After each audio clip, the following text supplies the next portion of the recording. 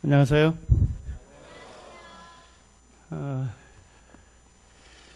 이번 2차 창조학 세미나를 허락하신 하나님께 감사를 드리고요. 또 이곳에 참석하신 여러분들을 하나님께서 축복하시기를 원합니다. 저번에 그 1차 창조학 세미나 때 다루었던 내용이 혹시 생각이 나십니까? 두 가지를 다뤘습니다. 성경책이 과학책은 아닙니다. 과학도를 위해서 기록한 것은 아니지만 창조주 하나님께서 기록하신 말씀이기 때문에 성경에 기록된 그 자연현상, 과학적인 기록은 정확하다 하는 것을 우리가 살펴봤습니다. 성경의 기록의 연대를 보면 창세기가 우리나라 역사로 보면 언제쯤 됩니까? 고조선 시대입니다. 요한계시록은 삼국시대입니다. 그러니까 이 성경 기록 자체가 아주 고대의 기록이 되는데도 불구하고 과학이 전혀 발달하지 않는 시대에 기록이 됐는데도 불구하고 과학적 현상에 대해서 기록한 것은 아주 정확하게 기록되어 있다는 겁니다. 우리가 내릴 수 있는 결론은 뭡니까? 오직 창조주만이 말씀할 수 있는 그 내용이 기록된 것을 보면 성경의 기원이 누구로부터 왔다? 창조주 하나님으로부터 온 것이다 하는 것을 우리가 살펴봤습니다. 두 번째 살펴본 것은 생물에 대해서 그때 살펴봤는데, 생물에 있는 모든 구조들이 기능할 목적으로 모든 구조들이 어떻게 되어 있었습니까? 의도적으로 배열된, 설계된 작품이라는 것을 우리가 살펴봤습니다. 자, 설계된 작품이 존재할 수 있는 유일한 가능성이 뭐죠? 설계자가 있어야 하는 것입니다. 그 설계자가 바로 하나님이시다 하는 것을 지난 시간에 살펴봤습니다. 오늘 이제 두 번째는 진화론입니다. 오늘 전체 시간을 통해서 진화론이란 것이 무엇이고, 또 진화론에서 실제 진화가 일어났다고 제시하는 그 과학적인 증거들이 과연 과학적이냐, 정말 그 과학적으로 신뢰할 만한 증거인가 하는 것들을 살펴보기를 원합니다. 진화론 얘기하면 이제 다들 어른들도 계시고 이래서 이거 어렵다 이렇게 생각하는데, 오늘 다룰 내용은 어느 교과서 수준에서 다룹니까? 중고등학생 수준에서, 중학생들과 고등학생들이 과학 교과서를 통해서 배우는 그 진화론의 내용들을 갖고서 이 시간에 살펴보기를 원합니다. 학생들이 배우는 진화의 내용은 크게 네 가지로 되어 있습니다. 첫째가 화학 진화입니다. 물질에서 어떻게 생명체로 진화되어 갔냐는 겁니다. 두 번째는 생물 진화입니다.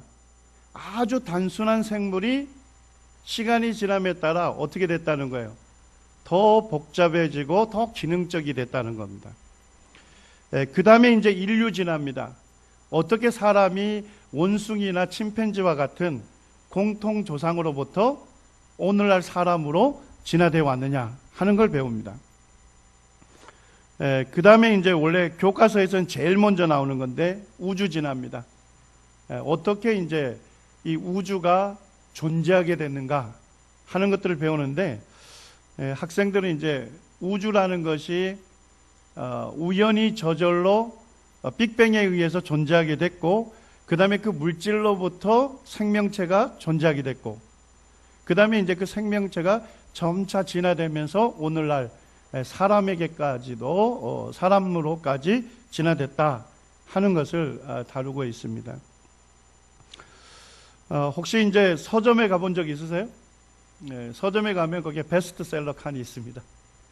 근데 베스트셀러 칸에 딱 보면 그 중에 대부분의 책이 진화론에 관한 겁니다.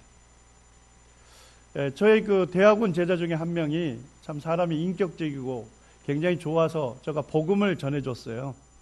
수업하기 전에 제 연구실에 와서 이제 커피 한 잔 마시면서 이제 자연스럽게 하나님이 계시다는 것에 대해서 전해주고, 또 예수 그리스도를 믿어야 할 필요성에 대해서 전해줬습니다.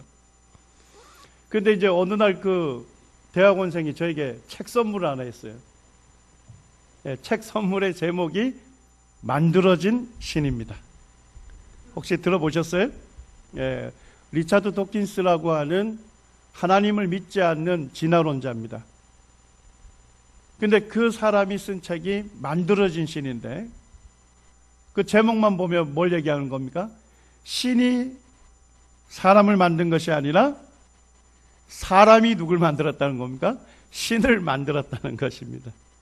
그래서 이제 제가 그 책에 대한 내용을 알고 있기 때문에 제자에게 설명했습니다만, 오늘날 진화론은 과학에서 가르치지만 어디에만 머물러 있지 않습니까? 과학의 영역에만 머물러 있지 아니하고 영적인 문제를 다루고 있는 것입니다. 그래서 많은 사람들이 이 진화론을 통해서 하나님을 믿지 않는 그와 같은 것들을 오늘날 우리 한국 사회에서도 볼 수 있습니다. 그렇지만은 성경을 믿는 이 믿음은 강력합니다. 왜 그렇습니까? 에베소서 1장 13절 말씀 우리 같이 한번 읽기로 원합니다. 함께 읽겠습니다. 시작. 그 안에서 너희도 진리의 말씀 곧 너희의 구원의 복음을 듣고 그 안에서 또한 믿어 약속의 성령으로 인치심을 받았으니, 이 성경 말씀은 진리의 말씀인 것입니다. 아주 쉽게 말씀드리면 이 성경은 사실입니다. 그렇기 때문에 사실만큼 강력한 것은 없는 것입니다. 오늘날 이제 진화론이 이 성경을 공격하고 있습니다만은, 그럼에도 불구하고 성경이 진리의 말씀이라는 것을 아주 견고하게 지금 이제 그와 같은 공격으로부터 지금 극복하고 승리해 가고 있다는 것을 이 시간 살펴보기를 원합니다. 여기에 있는 그 교수님이 존 레녹스라고 그 옥스퍼드 대학교 수학과 교수이십니다. 제가 찾아봤더니 이분이 기독교 변증가이면서 또 영국 모임의 형제님이십니다. 그래서 구원받고 거듭난 그리스도인입니다. 그런데 같은 대학의 이제 교수인 그 하나님을 믿지 않는 진화론자인데요. 이분이 리차드 도킨스죠. 이분하고 공개적으로 그 토론을 했어요. 논쟁을 한 내용이 인터넷에 나와 있습니다. 근데 그때 토론의 주제가 뭐였습니까? 과학이 하나님을 매장했는가 하는 겁니다. 오늘날 이제 진화론자들 중에서 하나님을 믿지 않는 사람들은 진화론을 통해서 누굴 공격하는 거예요? 성경을 공격하고 하나님을 공격합니다. 그래서 오늘날 현대과학이 하나님을, 창조주의 존재가 필요 없다는 것을 증명한 것처럼 오도를 합니다. 지금 이제 베스트셀러 칸에 있는 책들이에요. 찰스 다인이 쓴 종의 기원입니다. 그 다음에 이제 리차드 도킨스가 쓴 만들어진 신, 우주에는 신이 없다, 이런 책들로 사실은 우리 서점에 도배가 되어 있습니다. 자, 그런데 정말 현대과학이 창조주 하나님을 매장시켰냐는 거예요. 한 예만 들겠습니다. 이분이 이제 제임스 왓슨이라는 사람입니다. 이 사람이 뭘 발견했습니까? DNA가 이중 나선 구조로 됐다 하는 것을 발견해서 이 사람이 뭘 받았습니까? 노벨상을 수상했던 사람입니다. 아마 여러분들 교과서에 다 나오는 유명한 과학자입니다. 이 사람이 원래 이제 인간 게놈 연구소 소장으로 근무를 했었던 사람인데요. 이 사람과 필적할 만한 사람이 프란시스 콜린스라는 사람입니다. 이분은 이제 현재 이제 인간 게놈 연구소 소장입니다. 왓슨이 전임자였고 지금 콜린스는 현재 소장을 맡고 있죠. 또 미국의 국립보건원 원장을 재직하고 있어요. 그리고 인간 게놈을 작성했습니다. 쉽게 말씀드리면 인간의 DNA의 염기 서열을 전부 밝혀낸 그런 권위자입니다. 여러분들이 볼 때 이 왓슨이나 콜린스는 어떤 사람이에요? 과학자로 볼 때는 최정상급 과학자입니다. 그리고 두 사람이 경력이나 이력이 아주 매우 흡사한 사람입니다. 그런데 왓슨은 하나님을 믿지 않는 무신론자입니다. 그런데 콜린스는 예수 그리스도를 믿고 거듭난 그리스도인입니다. 자, 어떻습니까? 정말 현대과학이 창조주 하나님을 매장했다면 오늘날 최정상급 과학자들이 하나님을 믿을 수 있겠습니까? 그것은 불가능한 것입니다. 제가 이 단적인 예를 보여드리는 것은 뭐냐면 최정상급 두 과학자도 한 사람은 하나님을 믿고 한 사람은 하나님을 믿지 않는 것입니다. 그러니까 이것이 현대 과학의 문제가 아니고 뭐의 문제라는 거예요? 믿음의 문제고 세계관의 문제라는 것입니다. 그래서 오늘날 현대과학이 창조주 하나님을 매장시켰다는 것은 사실은 오도된 내용이라는 것을 알 수가 있습니다. 리차드 이 콜린스 이분이 그 DNA 염기 서열을 그 모두 다 이제 그걸 푼 다음에 이분이 쓴 책이 The Language of God이라고 하는 책을 썼습니다. DNA는 뭐다? 하나님의 언어와 같다는 것입니다.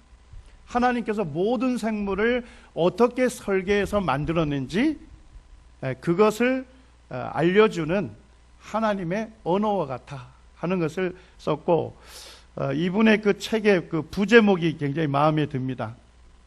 이분이 뭘로 제시했습니까? 과학자는 자기가 믿는 믿음을 위한 뭘 제시한다는 거예요? 에비던스, 증거를 제시한다. 콜린스가 나는 창조주 하나님을 믿는데 창조주 하나님을 믿는 가장 강력한 근거는 내가 연구하고 있는 DNA다. DNA를 보면 누굴 알 수 있다. 이것이 바로 설계된 작품이고 이것을 설계하신 위대하신 하나님을 믿을 수 있다 하는 것을 얘기하고 있습니다. 그 다음에 이제 제가 몇 년 전에 책을 읽으면서 되게 흥미로운 내용을 좀 살펴봤습니다. 지금 과학계에서 논쟁이 되고 있는 주제 중에 하나가 이 진화론을 만든 찰스 다윈이 임종 직전에 회심을 했느냐 안 했느냐 하는 것이 논쟁이 되고 있습니다. 그러니까 일부 과학자들이 찰스 다윈이 진화론을 만들었지만 그가 임종 직전에 자신의 죄를 하나님 앞에 회개하고 예수 그리스도를 믿고 그가 회심한 상태에서 죽음을 맞이했다, 이렇게 주장하는 사람들이 있고, 또 한 사람들은 찰스 다윈이 절대로 회심하지 않았다, 이렇게 이제 논쟁을 하고 있는데, 제가 이제 읽었던 책 중에 찰스 다윈이 아마도 복음을 들었을 가능성이 매우 높고 그가 임종 전에 회심했을 가능성이 있을 수 있다 하는 것을 제가 알게 됐는데요. 전도출판사에서 나온 책 중에 형제 중에 인도자들이라는 책이 있습니다. 거기에 보게 되면 19세기에 교회의 그 인도자들로 주님을 섬겼던 형제님들의 그 삶에 대해서 기록이 되어 있습니다. 그 중에 이제 그 제임스 패건이라고 하는 영국 형제님에 대한 내용이 기록되어 있습니다. 그런데 제가 하루에 이제 하나씩 한 분씩 그 이야기를 읽었었거든요. 큐티를 한 다음에 한 형제님 그 한 분씩 이분들이 어떻게 주님을 위해서 살았는지 그들의 삶을 이렇게 읽고 있었는데, 한 번을 읽다 보니까 이 책에 찰스 다윈이 등장을 하더라고요. 찰스 다윈이 1882년에 사망했는데 2년 전에 1980년에 그 제임스 패건하고 찰스 다윈과 관련된 내용이 여기에 기록이 되어 있습니다. 여기 내용에 보니까 제임스 패건 형제님이 그 찰스 다윈이 살던 영국의 그 다운해라고 하는 마을로 이주를 했습니다. 그리고 거기에서 이제 청소년들에게 복음을 전하기 위한 집회를 냈는데 천막을 지어놓고 집회를 낸 거예요. 근데 이제 계속 복음 집회가 길어지다 보니까 이제 날이 어두워진 겁니다. 자, 그러니까 어디에서 집회를 못해요? 천막에서 할 수 없어가지고 주변에 보니까 찰스 다인의 집이 있었습니다. 그래서 제임스 패건 형제님이 그 집을 찾아갔어요. 찾아가서 이제 찰스 다인에게 우리가 지금 천막에서 집회를 하고 있는데 어두워져서 집회를 할 수 없다. 그러니까 당신 거실에서 할 수 있도록 배려를 해달라 하는 요청을 했는데 찰스 다인이 자기 집에 있는 독서실을 내줬습니다. 그래서 계속 집회를 할 수 있었어요.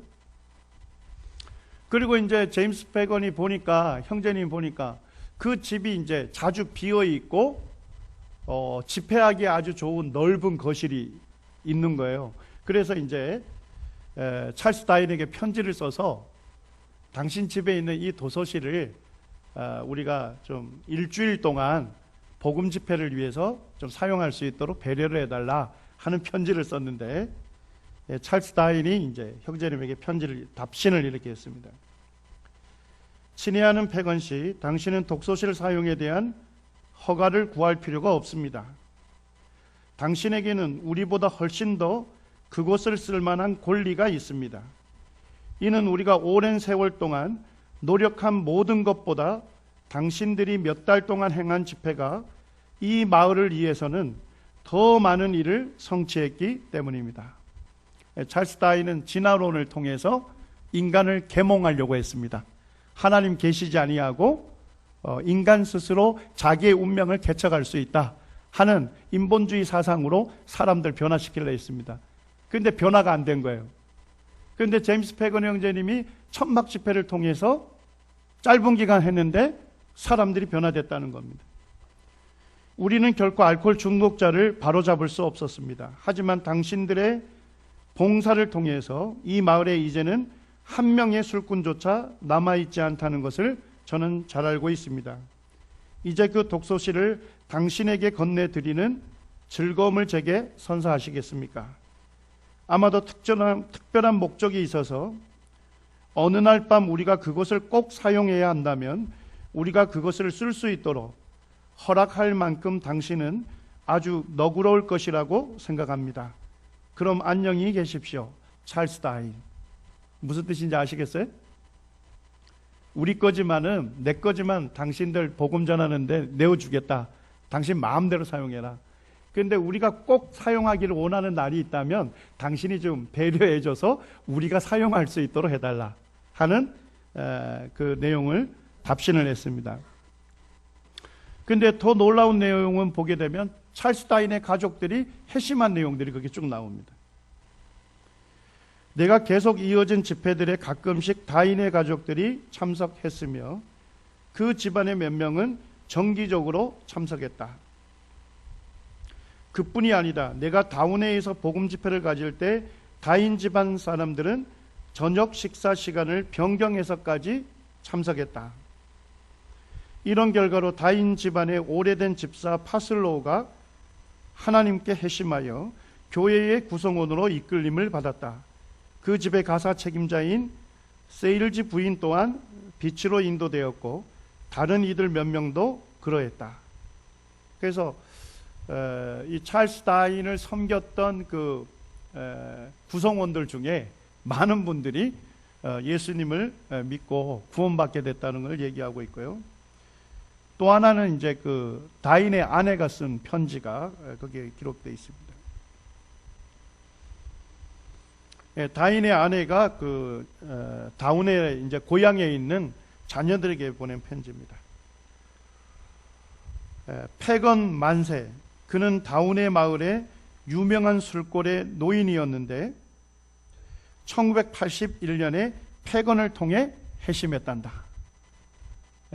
그래서 이 다인의 아내가 이 제임스 패건 형제님이 전한 그 복음이 사람들의 마음을 변화시키고 삶을 변화시켰다는 것에 대해서 굉장히 감동을 받은 그와 같은 편지가 기록이 되어 있습니다.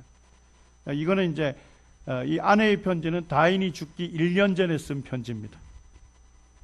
그래서 지금 이제 과학자들이 찰스 다윈이 이 진화론을 창시했던 이 사람이 핵심했느냐 핵심하지 않았느냐에 대해서 논쟁이 되고 있는데, 제가 볼 때는 찰스 다윈 주변에 예수 그리스도를 믿고 거듭난 성도들이 그들 주변에 있었다는 것입니다. 그렇기 때문에 그가 아마 죽음이 가까이 왔을 때 그가 아마 핵심했을 가능성도 있다 하는 것을 제가 좀 생각을 하게 됐습니다. 이제 본격적으로 그 진화론의 실체와 허구에 대해서 살펴보기로 원합니다.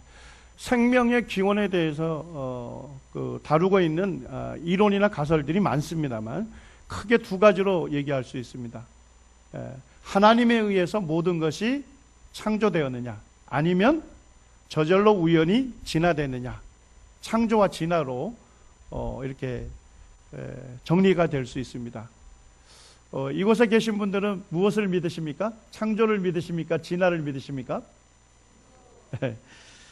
사실은 무엇을 믿느냐보다 더 중요한 주제가 있습니다. 정말 내가 믿는 것이 사실이냐는 겁니다.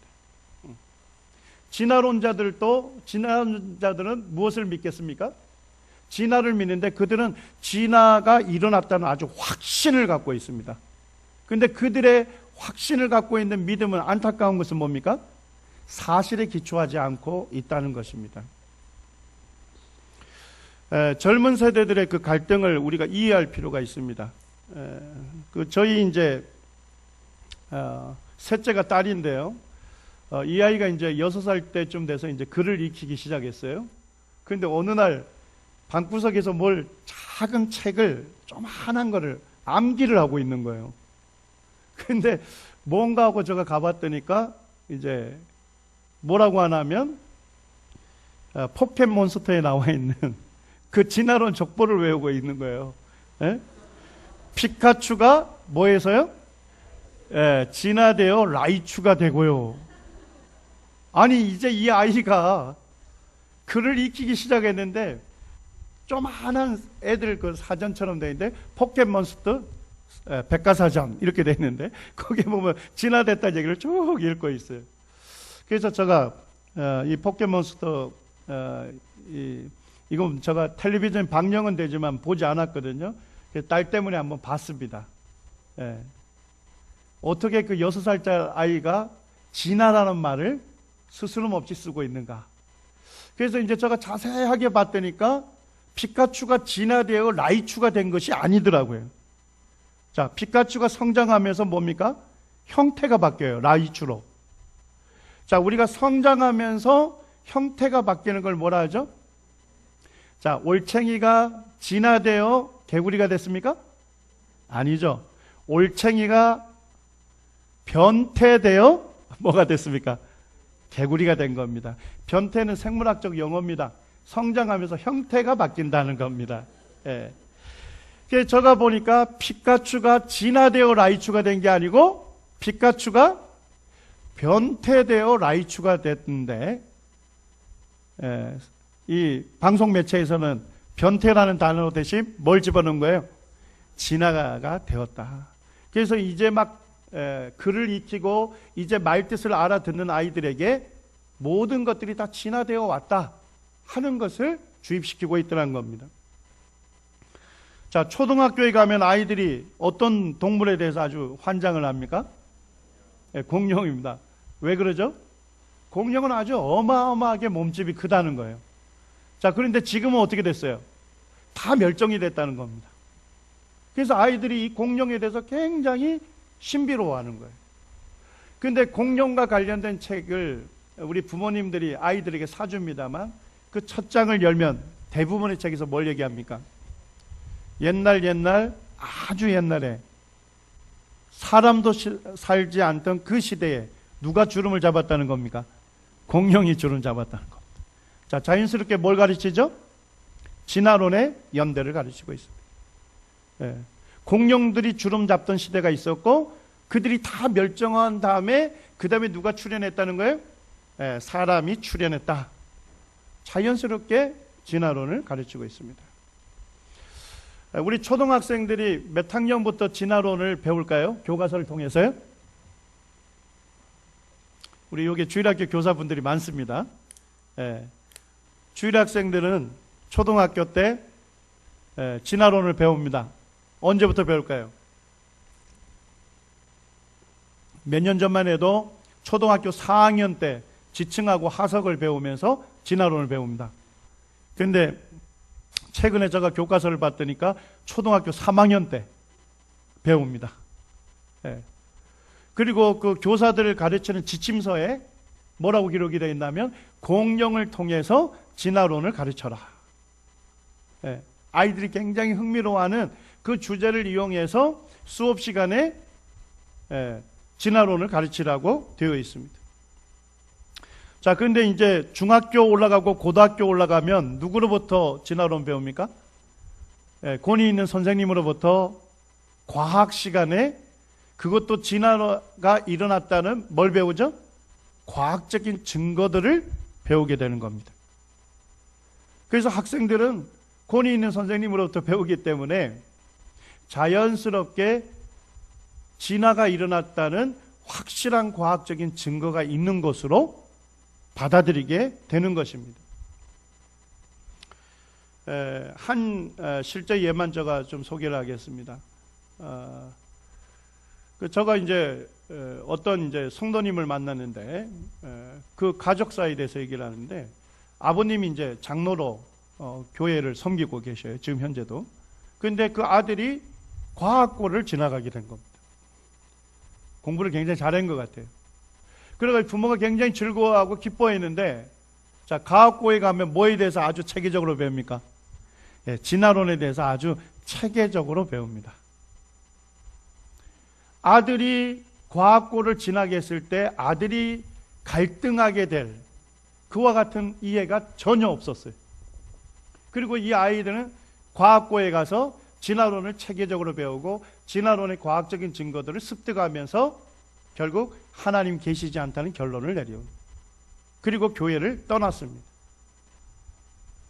그리고 이제 이 연로하신 장로 형제님은 지금 한국창조과학 학회 멤버로 가입을 해가지고 세미나를 들으러 다니고 계셔요. 왜냐하니까 누구하고 대화하려고요?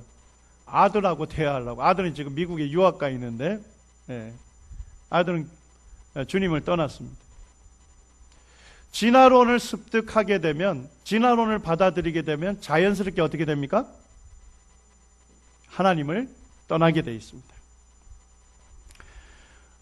몇 년 전에도 한 그 과학 분야의 교수님을 만났어요. 형제님입니다. 우리 모임의 형제님인데 과학 분야에 종사하는 교수예요. 그래서 이제 저희 남원 서문교회하고 다른 지역교회하고 축구 경기가 있었어요. 이제 저도 이제 배는 좀 나왔습니다만 이제 축구복 이제 갈아입고 뽕 달린 신발 이제 신고 이제 준비하고 있는데 그 형제님이 가까이 오셔서 자기를 소개하더라고요.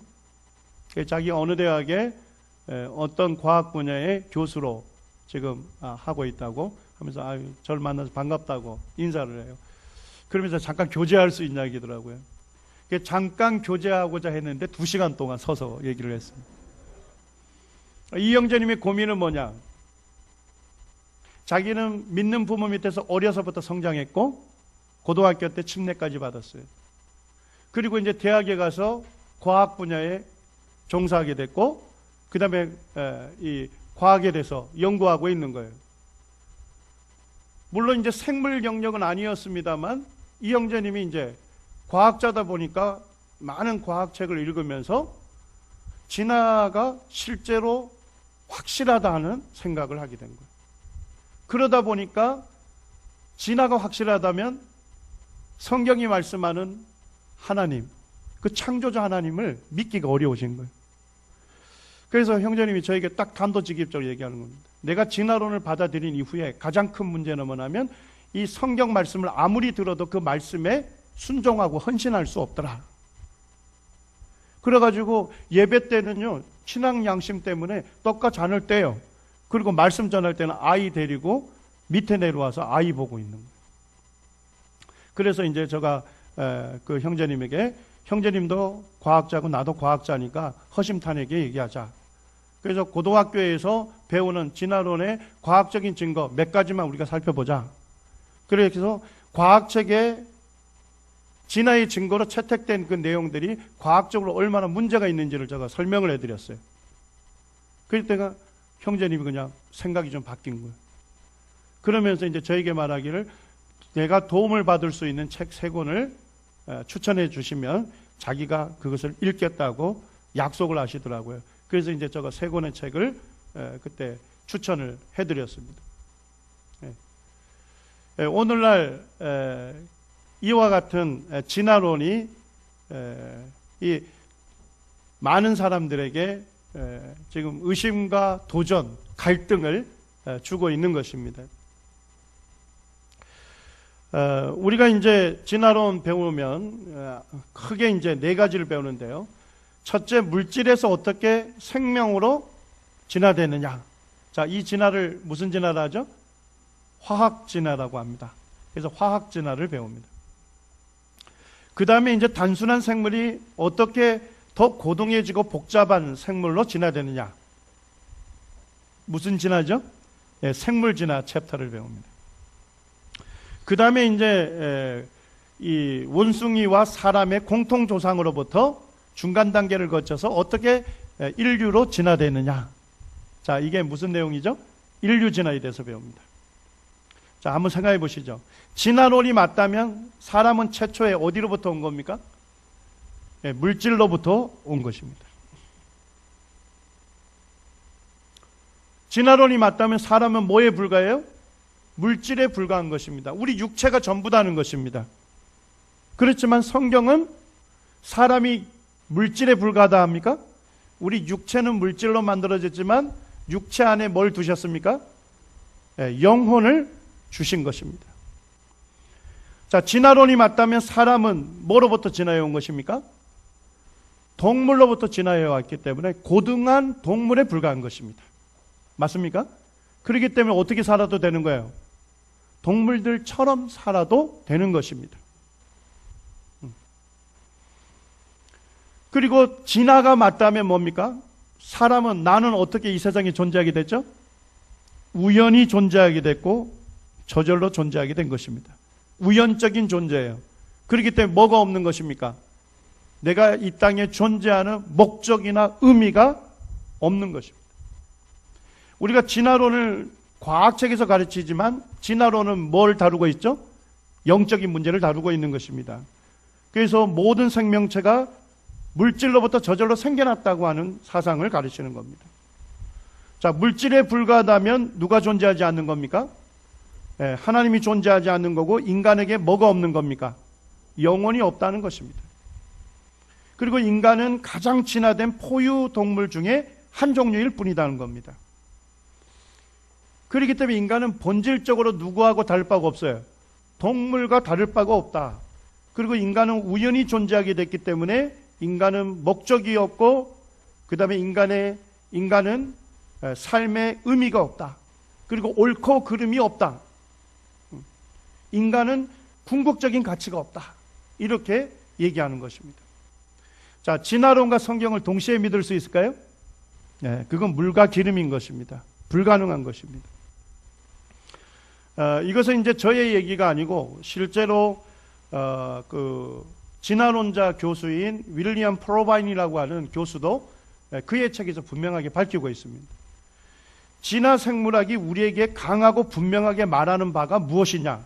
그거를 요약한다면 하나님도 없고 목적도 없고 목표를 지향하는 어떤 종류의 힘들도 없다. 죽음 이후에 뭐가 없다. 생명이란 없다. 내가 죽을 때 내가 없어지고 있다는 것을 절대적으로 확신하며 죽는다. 그것이 나의 끝이다. 윤리에 대한 기본적인 기준도 없고 인생의 궁극적인 의미도 없으며 인간에게 자유의지도 없다. 이 얼마나 이해할 수 없는 생각인가. 진화론자가 얘기하는 겁니다. 진화론을 받아들이게 되면 하나님 믿을 수 없다는 것입니다. 그리고 삶의 목적과 의미가 없다는 것입니다. 그렇기 때문에 이 세상에 존재하는 목적은 뭘 위해서 사는 거예요? 자신에게 쾌락을 위해서 사는 유일한 목적이 있다는 것입니다. 자, 우리 일반인들이 오해하는 게 뭡니까? 진화론은 무슨 책에서 가르치죠? 과학책에서 가르칩니다. 자, 그러니까 뭐라고 오해하죠? 과학적으로 증명된 사실이라는 생각을 합니다. 자, 그런데 창조는 어느 책에서 가르칩니까? 성경에서 가르치니까 뭐가 필요하다 생각해요? 믿음이 필요하다 생각해요. 그래서 대부분 사람들이 오해하는 게 뭐냐면 과학적인 증거들은 창조와 진화 중에 뭘 더 지지할 거라 생각해요? 예, 진화를 더 지지할 거다. 그리고 성경의 창조를 믿는 것은 비과학적이고 비합리적인 것이라는 생각을 심어주고 있습니다. 과연 이게 사실일까요? 제가 고등학교 1학년 때 예수님을 믿고 구원받았습니다. 그리고 이제 이과 학생이었기 때문에 생물 원투를 배우면서 진화론에 대해서 아주 체계적으로 배웠어요. 그리고 제가 구원받았을 당시에는 주님의 재림에 대해서 성도들이 아주 강렬한 소망을 갖고 있었습니다. 그래서 저도 구원받은 지 얼마 안 됐지만 친구들을 보게 되면 긍휼히 여기는 마음이 있었기 때문에 그들에게 복음을 전해줬어요. 좀 극성맞게 전해준 거죠. 그러니까 누구도 다 아는 거예요? 생물 선생님도 다 아는 거예요. 그래서 이제 진화론을 가르치면서 선생님이 하시는 말이 진화의 과학적인 증거를 하나하나 제시를 하더니만 이렇게 진화가 일어났다는 확실한 과학적 증거가 있는데도 하나님을 믿는 사람들을 보면 이해가 되지 않는다. 그러면서 저를 가르치는 거예요. 야, 너는 왜 하나님을 믿니? 저 굉장히 도전을 받았습니다. 그래서 그때 선생님이 질문을 했기 때문에 제가 답을 하기를 제가 지금 이제 진화론을 배우는 학생이기 때문에 진화론에 대해서 제가 잘 알지 못해서 진화론의 문제점에 대해서 선생님에게 말씀을 드리지는 못하지만 제가 믿는 이 성경은 하나님의 말씀이기 때문에 이 성경에 기록된 말씀은 진리입니다. 그렇기 때문에 모든 생물과 사람은 하나님께서 창조하신 것입니다. 제가 그 정도 말씀드렸어요. 그런데도 제가 진화론의 과학적 증거를 볼 때 마음이 살짝 흔들렸어요. 왜냐니까 제시하는 증거가 너무나도 맞는 것 같은 거예요. 제가 이렇게 선생님한테 답변을 했을 때 선생님이 저에게 뭐라고 했냐면 세계에 권위 있는 과학자와 과학적인 증거들은 다 뭘 지지한다는 거예요. 진화론을 지지하는데 어떻게 일개 학생이 진화론을 반대할 수 있느냐. 저에게 이렇게 말씀을 했는데 제가 이제 좀 성장하면서 과학자로 성장하고 과학적인 자료들을 제가 다루면서 이 말씀이 거짓말인 줄 알았습니다. 2001년에 과학자 100명이 자기의 이름을 걸고 성명서를 냈습니다. 이게 깨알같이 써 있는 것은 과학자 이름입니다. 자기 이름을 걸었어요. 맨 앞에 있는 분은 헨리 셰퍼라고 하는 아주 유명한 화학자입니다. 이분은 노벨상 후보에 3번이나 추천됐던 권위 있는 과학자예요. 100명의 사람이 자기 이름을 걸고서 성명서를 냈는데 그 성명서의 제목이 뭡니까? 진화론에 대한 과학적인 반대. 그러니까 최고의 과학자들도 진화론이 과학적으로 뭐가 있다는 거예요? 문제가 있다는 것을 정식적으로 제기를 한 거예요. 그리고 진화론에서 얘기하는 돌연변이와 자연선택이 생명의 복잡성을 설명할 수 있다는 주장에 우리는 뭐하다? 회의적이다. 진화론을 지지하는 증거를 주의 깊게 검토해야 한다 하는 내용의 성명서를 냈고 2007년에 제가 뒤져보니까 이 성명서에 사인한 사람이 몇 명입니까? 700명입니다. 그리고 현재 이제 인터넷에 이 이름을 서명할 수 있도록 되어 있는 홈페이지가 있는데요. 지금 2016년 현재 몇 명이 사인했습니까? 1000명 이상이 사인했습니다. 그리고 여기에다가 자기 이름을 밝혀야 하고 자기가 어느 대학에서 박사학위를 받았는지 밝혀야 하고 자기가 어떤 학회에 소속되어 있는 과학자인지를 밝혀야 합니다. 그리고 이제 제가 더 읽어봤더니까 아무나 사인할 수 없어요. 진화론을 과학적으로 반대하는 서명자들은 생물학이나 화학, 수학, 공학, 자연과학의 한 분야에서 반드시 뭘 취득해야 합니까? 박사학위 취득해야 하고요. 의학 박사학위를 갖고 있다 해서 다 할 수 없고, 의학 박사학위 소지자 중에서는 현재 뭐로 활동해야 합니까? 의과대학 교수로 활동하고 있는 사람들만 사인할 수 있습니다. 그러니까 과학자료에서 모두가 사인할 수 있는 게 아니라 아주 엄선된 사람들만이 사인할 수 있는데도 불구하고 지금 몇 명 이상이 사인하고 있습니까? 1000명 이상이 사인을 하고 있는 것입니다. 그러니까 최고의 과학자들조차도 진화론이 과학적으로 문제가 있다는 것을 자기 이름을 걸고 사인을 하고 있다는 겁니다. 자, 이제 고등학교에서 가르치는 그 진화의 과학적인 증거를 좀 살펴보기를 원합니다. 중학교 3학년 교과서에 나와 있는 이 그림을 그대로 제가 스캔해서 올렸습니다. 자, 진화론이 맞다면 물질에서 최초로 생명체로 진화되은 최초의 생명체가 있겠죠. 맞습니까? 자, 그거를 진화론자들은 뭐라고 부르죠? 공통조상이라고 부릅니다. 그 최초의 생명체에서 뭐예요? 식물과 동물들로 진화되었고 뭐로도 진화됐다는 거예요? 사람으로 진화됐다는 것입니다. 그러니까 최초의 생명체인 공통조상으로부터 오늘날 모든 것이 존재하게 됐다. 이것을 뭐라고 하죠? 생물의 개통수라고 해서 가르칩니다. 자, 그리고 증거를 이걸 제시합니다.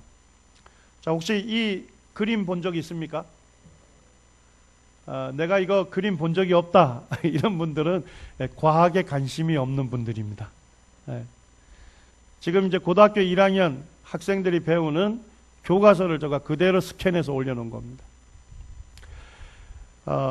거기에서 요게 보니까 어류라든지 양서류, 파충류, 조류, 포유류가 나옵니다. 자, 모두 다 척추뼈를 갖고 있어요. 자, 척추뼈를 갖고 있는 동물을 무슨 동물이라 할까요? 척추동물이라 합니다.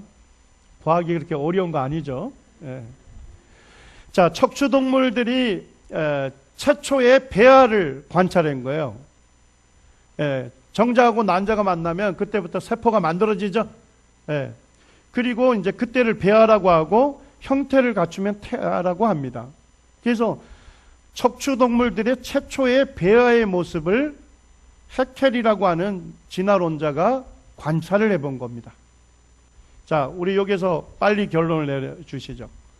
척추동물들의 최초의 배아의 모습이 닮았습니까? 완전히 다릅니까? 매우 닮았습니다. 그래서 이 진화론자가 척추동물들의 발생 초기의 과정은 매우 어떠하다고요? 비슷하다. 그러면서 해석을 어떻게 내렸습니까? 결론. 매우 비슷한 거 보니까 여러 종류가 공통의 조상에서 진화해 왔다는 것으로 해석이 된다. 자, 이분의 해석이 상식적으로 볼 때 잘못됐습니까? 가능성 있는 해석입니까? 가능성 있는 해석이에요. 자, 뭔 얘기죠? 자, 여기에 보면 우리 여학생 2명 앞에 앉아 있습니다. 가정입니다. 두 사람이 매우 닮았다고 생각해 보세요. 우리가 볼 때 누구에게 기쁨이 되고 슬픔이 될지는 모르지만 하여튼 두 사람이 매우 닮았다 생각해 보시죠. 자, 그러면 우리가 무슨 생각하죠? 같은 부모 밑에서 태어난 자매인가 보다. 굉장히 상식적인 해석이죠. 맞습니까? 이런 해석을 내린 거예요. 저도 처음에 보면서 굉장히 깜짝 놀란 거예요. 배울 때. 척추의 동물의 최초의 배아의 모습이 너무 닮은 거예요. 그러니까 공통의 조상으로부터 진화해온 증거다. 이렇게 가르친 거예요. 굉장히 가능성 있는 얘기였죠. 근데 여기에서 끝난 게 아니라 뭐까지 얘기했느냐. 자, 사람의 배아를 쭉 해서 태아까지 보여주고 있습니다. 자, 여기에 있는 목 부분 뭐 이렇게 꾸불꾸불하게 된 구조 보입니까? 자, 여러분들이 볼 때는 뭐처럼 닮았나요? 제가 볼 때는 배아가 일자로 되어 있는 걸 C자로 구부려 놨으니까 뭐처럼 보여요? 주름처럼 보이잖아요. 목주름. 그런데 우리 교과서에는 뭐라고 되어 있냐면 아가미 궁이라고 해놓은 거예요. 어떻게 이걸 아가미로 볼 수 있을까요? 자, 그러면 아가미라고 하는 거는 어느 생물에게 있는 거죠? 예. 그래서 최초의 사람의 배아가 물고기로부터 물고기와 같은 형태로 진화됐다는 겁니다. 자, 그 다음에 더 성장하니까 배아가 꼬리가 보이죠? 자, 그러니까 뭐예요? 원숭이로 진화해 왔다는 겁니다. 그 다음에 지금 이제 사람의 모습을 갖고 있는 걸 뭐라 하죠? 태아라고 합니다. 그래서 이제 태어나는 거예요. 자, 뭔 얘기예요? 정자와 난자가 수정해서 세포가 만들어지면 그때부터 뭐예요?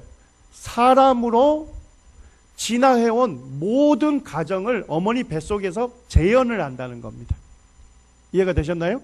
그 진화해온 모든 가정을 다 밟은 다음에 사람의 형태를 갖고 태어난다는 겁니다.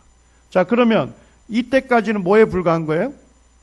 물고기에 불과하다는 겁니다. 이때는요, 원숭이에 불과하다는 거예요. 적어도 수정하고 임신하고 7개월 정도 됐을 때 사람의 형태를 갖췄을 때 태아라고 부르고 그때부터 뭐라 할 수 있다? 사람이라고 할 수 있다는 겁니다. 이 해켈의 진화재현설, 이것이 어디에 활용이 됐냐면 낙태를 합법화하는 법적인 증거로 채택이 된 것입니다. 그래서 이 해켈이라고 하는 이 사람이 우리는 태아를 절제하는 것이 아니다. 단지 뭘 절제하는 거다?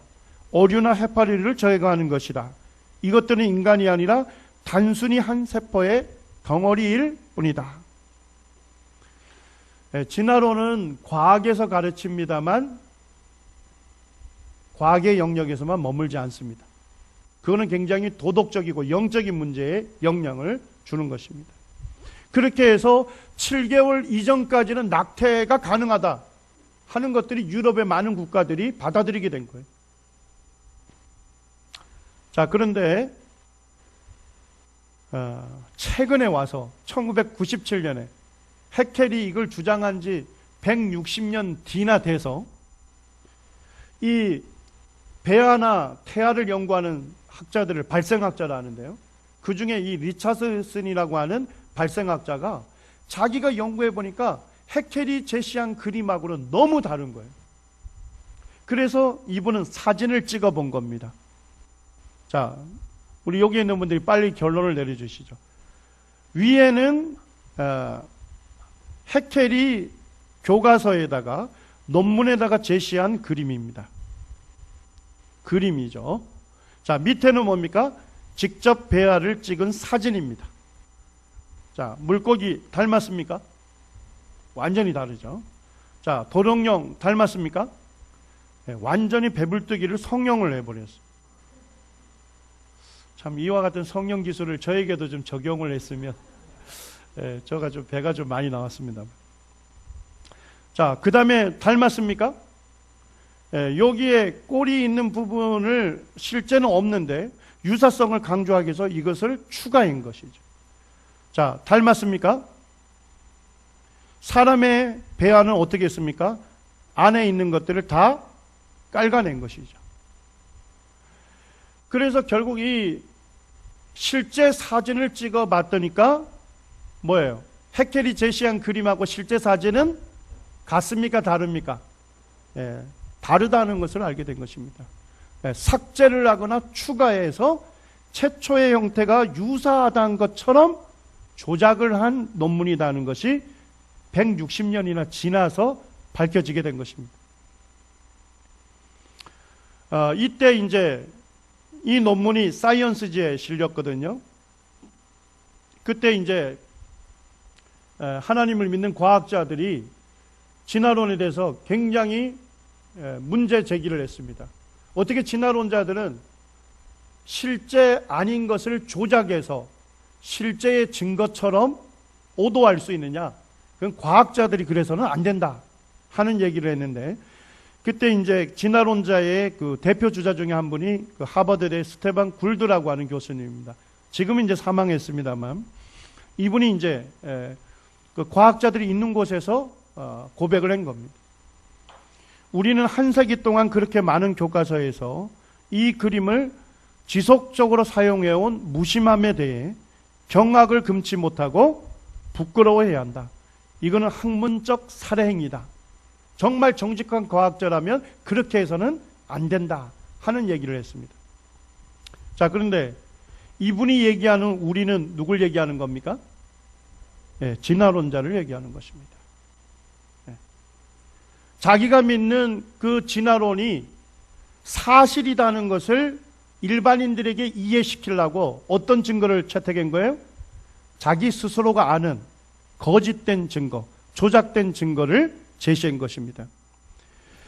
이것이 이제 1997년에 사이언스지에 실렸고, 사이언스지에서는 대단한 결정을 했는데, 이와 같은 내용에 대해서 많은 사람들이 더 이해해야 한다 해서 똑같은 논문을 2번이나 실어주는 그와 같은 일이 있었습니다. 그래서 그 사이언스지에서도 리차드슨이 내리는 결론이 이렇습니다. 이것은 생물학에 있어서 가장 유명한 사기로 판명될 것이다. 이 논문이 있은 이후에 2003년에 미국의 텍사스주 교육위원회 같은 데서는 모든 생물 교과서에서 해켈의 배아 발성들을 포함하여 과학적으로 밝혀진 오류를 출판 전에 뭐 해야 한다? 삭제하거나 굳이 싫어야 한다면 뭘 밝혀라? 오류임을 밝히도록 법으로 통과시켰습니다. 이 텍사스주에서 나오는 생물 교과서가 미국에 가장 많이 배포되는, 채택이 되는 교과서인데, 거기에서는 지금 삭제가 된 것입니다. 자, 근데 우리나라에서는 어떻게 돼 있을까요? 조금 전에 제가 그 사진 스캔해서 올린 것은 지금 현재 우리 자녀들이 고등학교 1학년 때 배우는 교과서의 내용입니다. 이 논문이 발표된 이후에 한국의 과학자 중에 몇 분이 이 리차드슨의 그 사이언스지에 나와 있는 논문을 전문을 번역해서 우리 그 교과부에 가게 되면 홈페이지가 있는데 거기에 게시판이 있습니다. 그러니까 과학교과서, 초중고 과학교과서에서 배우는 내용 중에 오류가 있는 내용을 거기에다가 올리도록 하는, 그래서 무슨 출판사의 무슨 책이 몇 페이지의 내용이 잘못됐다 이렇게 올리는 게시판이 있습니다. 그때 이제 한 과학자가 이 논문을 번역해서 올렸어요. 올리면서 뭐라고 했냐면, 고등학교 1학년 과학책에 진화의 과학적 증거로 채택되고 있는 해켈의 배아 발생되는 조작된 것이다. 비과학적인 내용입니다. 그러니까 비과학적인 내용을 과학교과서에서 삭제해 주십시오 하는 내용을 올렸습니다. 저거 올렸다는 얘기를 듣고서 저도 이제 기도하면서 그 게시판을 계속 살펴봤어요. 한 달 뒤쯤에 교과부 관리가 답변을 올렸어요. 그 답변이 뭐라고 실려 있는지 아십니까? 이 홈페이지에서는 무슨 내용을 다루지 않는데요? 제가 굉장히 생뚱맞는 답변을. 지금 이 과학자가 올린 내용은 뭡니까? 과학책에 무슨 내용이 들어가 있죠? 비과학적인 내용이 있으니까 삭제해달라고 하는데, 이 사람은 뭘로 여기고 있는 겁니까? 이 사람은 종교적인 내용을 다루지 않습니다. 이게 사탄의 전략입니다. 과학책에 비과학적인 내용이 있으니까 삭제해달라고 요청하면 사단은 뭘로 몰고 간지 아십니까? 항상 과학과 종교 간의 갈등으로 몰고 갑니다. 뭔지 이제 이해되셨죠? 진화론의 그 거짓된 증거를 빼고 성경에 창조를 넣어달라고 한 것이 아닌데도 불구하고 과학과 뭐의 갈등으로 간다고요? 기독교의 갈등으로 몰고 갑니다. 자, 그러면 일반인들 생각할 때는 무슨 생각할까요? 아니, 과학책의 내용은 누가 결정해야 되죠? 과학자들이 결정해야 되지 왜 교회에서 집어넣어라 빼라 하느냐. 그래서 결국은 누가 승리하게 되죠? 네, 사탄의 전략이 승리하게 되는 것입니다. 이 이후에도 나온 걸 보게 되면 사단이 쓰는 전략은 항상 진화론에 과학적으로 문제 있는 내용을 딱 제기를 하면요, 완전히 밝혀졌는데도 불구하고 뭐로 몰고 가느냐? 네, 종교와 과학의 갈등으로 몰고 가서 그와 같은 그것을 피하는 것을 볼 수 있습니다. 정말 우리의 기도가 필요한 영적인 상황입니다. 10분 정도 쉬고 2교시 진행하겠습니다.